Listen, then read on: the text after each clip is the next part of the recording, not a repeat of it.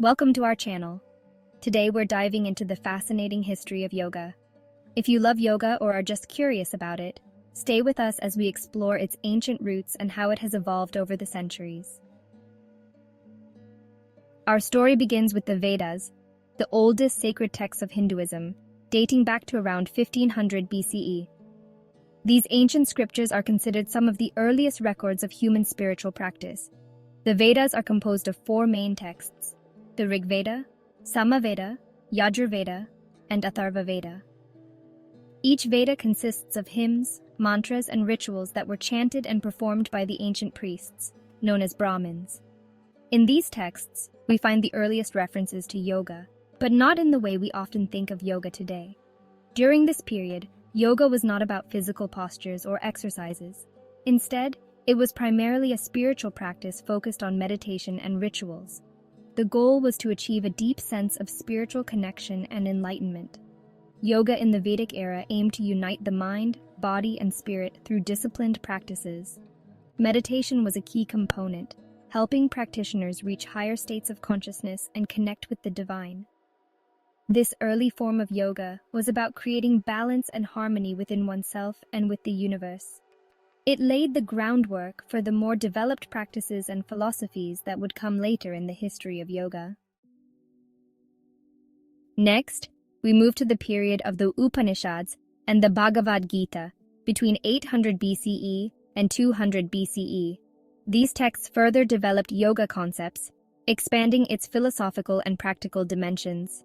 The Upanishads, which are considered the concluding part of the Vedas, delve deeper into the spiritual teachings and philosophies that underpin yoga. These texts introduce the idea of inner meditation and self-realization. They emphasize the importance of looking inward to discover the true nature of the self, or Atman, and its unity with the ultimate reality, Brahman. This period marked a shift from the external rituals of the Vedas to a more introspective approach. The Upanishads teach that through meditation, ethical living, and the pursuit of wisdom, one can achieve moksha, or liberation from the cycle of rebirth. One of the key concepts from the Upanishads is Jnana Yoga, the path of knowledge. This form of yoga focuses on the pursuit of spiritual wisdom and the direct experience of one's inner divinity through deep meditation and contemplation. It emphasizes the transformative power of knowledge and insight. The Bhagavad Gita highlights yoga as a means to achieve selfless action, karma yoga, devotion, bhakti yoga, and knowledge, jnana yoga. Krishna teaches that by performing one's duty without attachment to the results, dedicating oneself to the divine and seeking true knowledge, one can attain spiritual liberation and inner peace. These teachings from the Upanishads and the Bhagavad Gita expanded the scope of yoga, making it not just a set of practices, but a comprehensive philosophy and way of life. They laid the foundation for the diverse paths of yoga that address the different aspects of human experience: action, devotion, and wisdom. In around 200 CE, a sage named Patanjali compiled the Yoga Sutras, a collection of aphorisms that outline the philosophy and practice of yoga. Patanjali is often referred to as the father of modern yoga.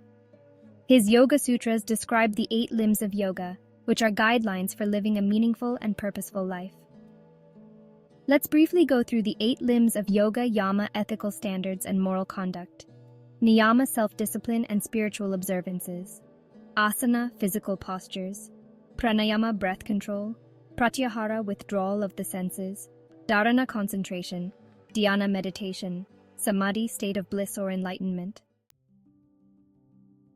As we move forward to medieval times, around the 15th century, the focus of yoga shifted more towards physical practices with the emergence of Hatha Yoga. This period marked a significant transformation in the practice of yoga, emphasizing physical postures, breath control, and purification practices.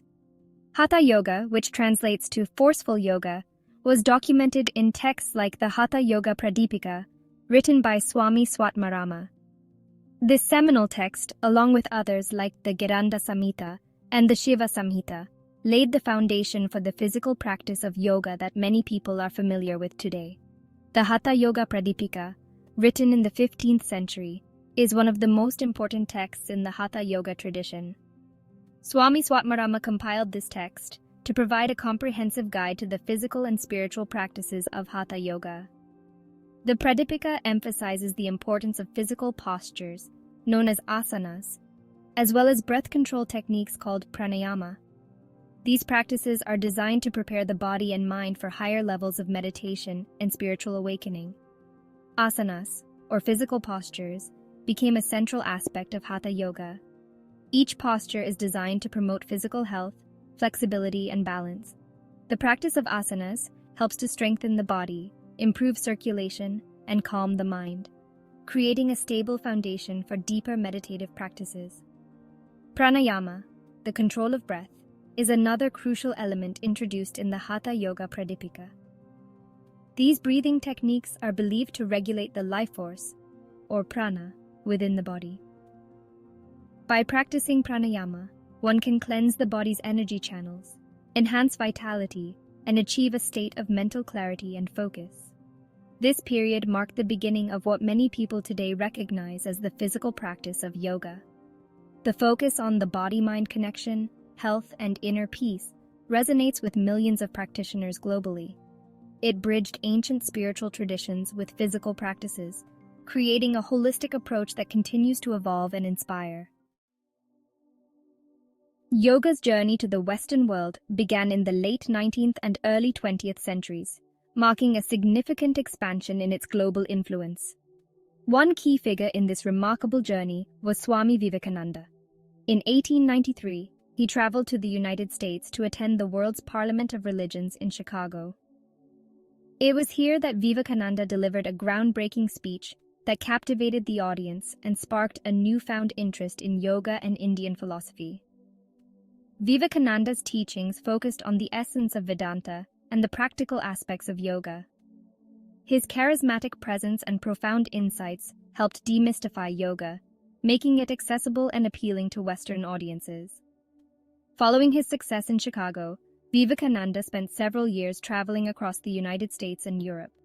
His efforts laid the foundation for the spread of yoga in the West, inspiring many to explore its philosophical and practical dimensions. Vivekananda's impact was profound. He not only introduced yoga to a new audience, but also fostered a deeper understanding of Indian spirituality. His work paved the way for future yoga teachers and practitioners, who would continue to spread and develop the practice globally. His legacy lives on in the countless yoga studios, classes, and practitioners who embrace yoga's timeless wisdom. In the 20th century, yoga evolved further with various styles emerging. These styles focused on precision, alignment, and a dynamic sequence of postures. Today, yoga is a global phenomenon practiced by millions of people worldwide. It has adapted to contemporary needs, blending traditional practices with modern wellness trends. It's a testament to humanity's quest for balance, peace, and self-discovery. Whether you're a seasoned yogi or a curious beginner, understanding the roots of yoga can deepen your practice and appreciation for this ancient tradition. Thank you for joining us on this journey through the history of yoga. If you enjoyed this video, please like, share, and subscribe to our channel for more insights. Namaste.